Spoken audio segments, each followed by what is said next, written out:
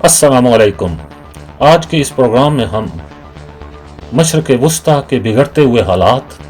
اور بالخصوص سعودی عرب اور ایران کے درمیان پائے جانے والے شدید تناؤ سے متعلق گفتگو کریں گے۔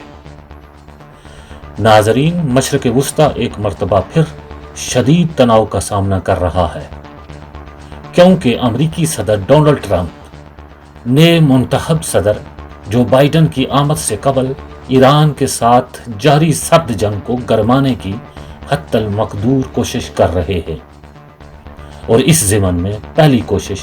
ایران کے صف اول کے ایٹمی سائنسدان محسن فخری زادے کو نشانہ بنانا ہے۔ فخری زادے کے قتل میں گو کہ تمام تر شبہات اسرائیل اور امریکہ پر کیے جا رہے ہیں، تاہم اس حوالے سے سعودی عرب کے کردار کو بھی ہرگز نظر انداز نہیں کیا جا سکتا۔ فخری زادے کو قتل کرنے سے صرف 2 روز قبل سعودی عرب کی سرزمین پر وزیر اعظم اسرائیل بنجمن نتنیاہو، سعودی ولی عہد محمد بن سلمان اور امریکہ کے secretary of state mic Pompeo کے مابین ایک خفیہ میٹنگ ہوتی ہے۔ گو کہ اس ملاقات میں جو بات چیت ہوئی وہ تاحال خفیہ ہے، تاہم اس بات پر یقین کرنا انتہائی مشکل ہے کہ اس ملاقات میں فخری زادے کے قتل کا ذکر نہ ہوا ہو۔ محسن فخری زادے کا قتل خطے کو جنگ میں جھونکنے کی ایک بھرپور کوشش تھی، کیونکہ ایران کے ہارڈ لائنر فوری بدلہ لینے پر یقین رکھتے ہیں۔ ناظرین، یہ بات یقینی ہے کہ اسرائیل اور ایران کے مابین یا امریکہ اور ایران کے مابین کسی قسم کا تنازع سعودی عرب کو مشکل میں ڈال دے گا، اور ریاض اس صورتحال سے ہر صورت بچنا چاہتا ہے۔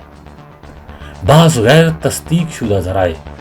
اور London based website Middle East Eye نے دعویٰ کیا ہے کہ بن سلمان اور نتنیاہو کے مابین ملاقات کا بنیادی ایجنڈا ایران پر حملہ تھا، تاہم سعودی عرب ایران کے ساتھ جنگ چھیڑنے سے گریزاں ہے،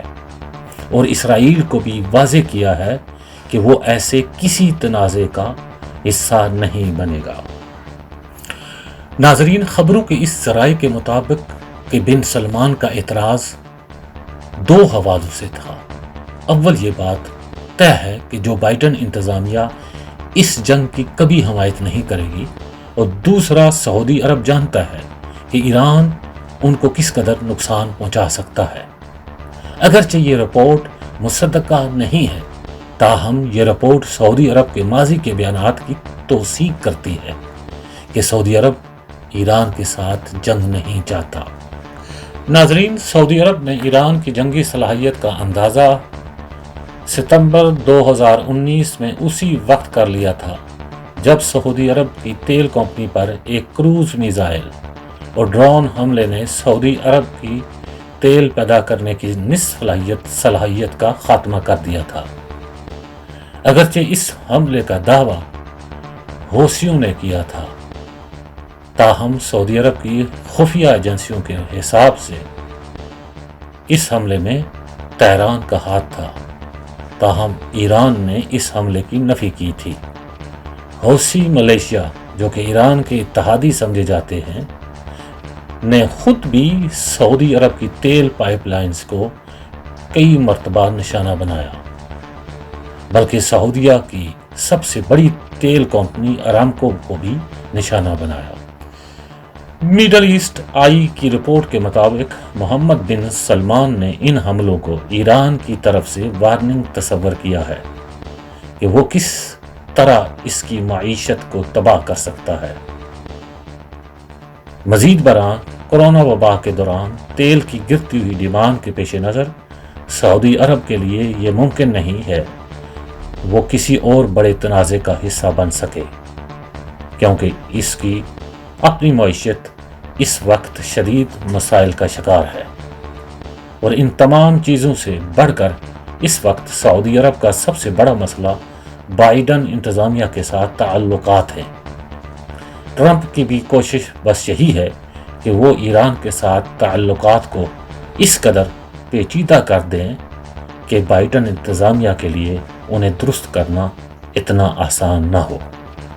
ناظرین، اس وقت سعودی عرب کو نئے صدر کی نظروں میں اچھا بننے کے لیے بے تحاشا اقدامات کرنے کی ضرورت ہے۔ یمن میں سعودی عرب کے مظالم، صحافی جمال خشوگی کا قتل اور شام میں سعودی اقدامات سے بائیڈن کی نظروں میں سعودی عرب کا تاثر کچھ زیادہ اچھا نہیں، اور اس صورتحال میں اگر سعودی عرب ایران کے خلاف کسی جنگ کا حصہ بن جائے تو یہ اس کے امیج کو مزید خراب کرنے کا سبب بنے گا۔